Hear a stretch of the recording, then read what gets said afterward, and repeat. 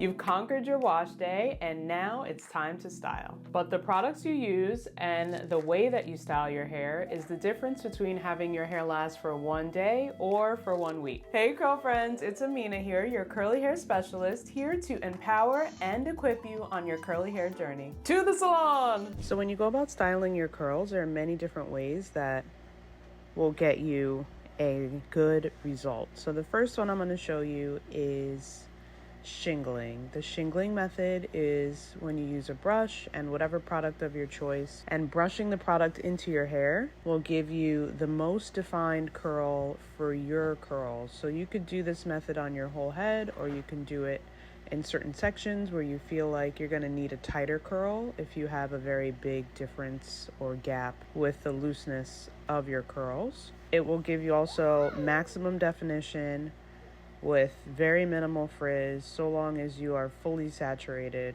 with product. So main point of styling is that you really want to feel the product in your hair. You want to feel the slip and you want to know that you've gotten product everywhere. Next, right here was called the rake and shake. So you just apply product to your hair, and again, making sure that it's fully saturated from your roots to your ends. And then you rake and you shake. This gives you not maximum definition, but it will give you maximum fullness to your hair. So each section will come out well defined and also fluffy. It'll separate itself, whereas sometimes when you brush product into your hair or you do the shingling method, you can end up with all of your curls looking very uniform and you don't get as much volume on day one. So here you could see that her hair was starting to get a little bit dry, so we had to go in and add a little more water to make sure that it was saturated, because water is really what creates your curls and your product will keep it there. So if we're not adding enough water and we're just expecting our product to create the curl that we envision, then we're not doing things correctly for maximum definition. So here I'm going to show you the finger coiling method. This will get you the longest wash and go possible. It also takes the longest. So my rule of thumb is whatever you do on day one, if it takes you 5 minutes, it's probably going to last you a day. Or if it takes you an hour, it's probably going to last you the whole week, right? So the more time you spend on day one, the longevity of your wash and go you'll get. So in finger coiling, you're just going to follow the curls, the pattern of your natural curl, and just simply twist it around your finger. This is also going to get you very, very high definition. And you see that we're going in different directions because every curl doesn't exactly go in the same direction. So this will get you the most natural effect for your finger coils.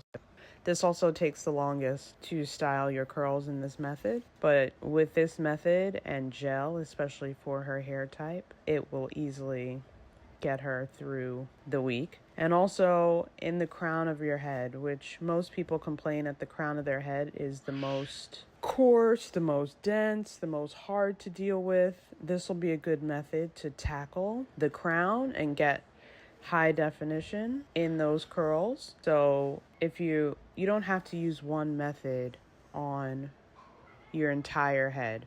You can definitely pick and choose in areas that you need it, which method you're going to go about using.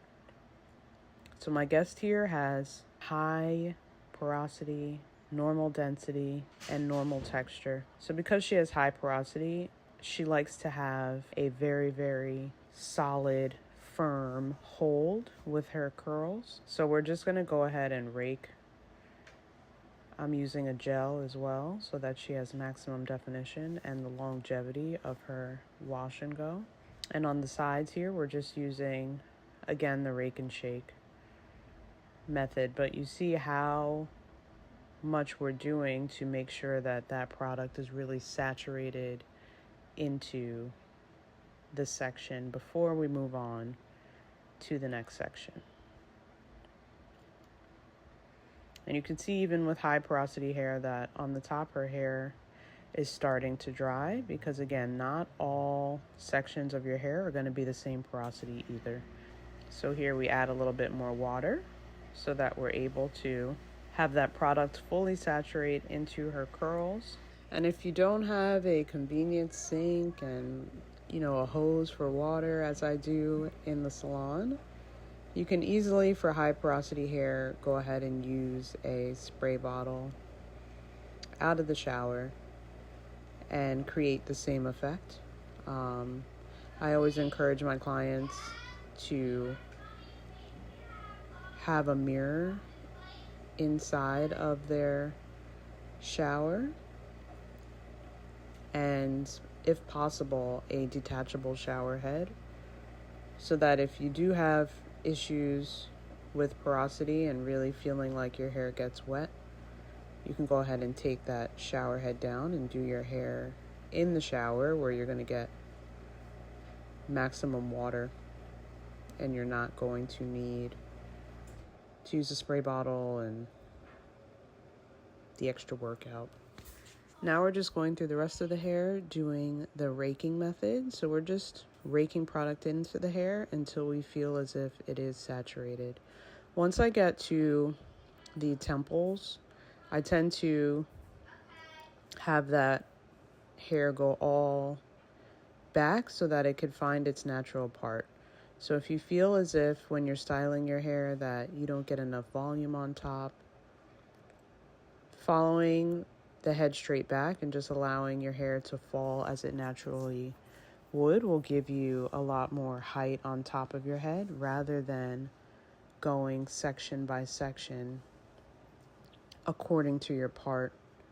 Because then at the top, what'll happen is you'll have a part and it'll be flat, and then your curls will happen. So there are different methods that you could use as well in order to create a higher volume on top, and this is one of them. And I also take thinner sections on the top so that she gets a little bit more of a natural look. And we're doing the rake and shake method again because we want that fluff on the top. And you can already see that her part is starting to expose itself, so you don't necessarily need to part your hair, although it is a look if that's something that you want to do.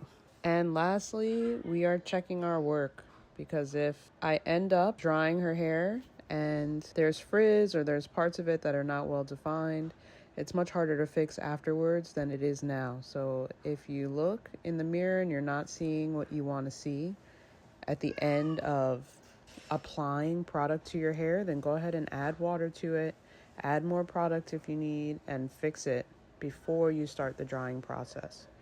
And here as well, we're just squeezing the excess water out of her hair so that it'll dry a little bit quicker. And there we have it. Thanks for joining me at the salon. The main things that we learned today are how to control your frizz, how to work the product into your hair, and different styling techniques. Thank you for watching, and remember, wherever you are in your curly hair journey, your curls are beautiful just like you are. Bye.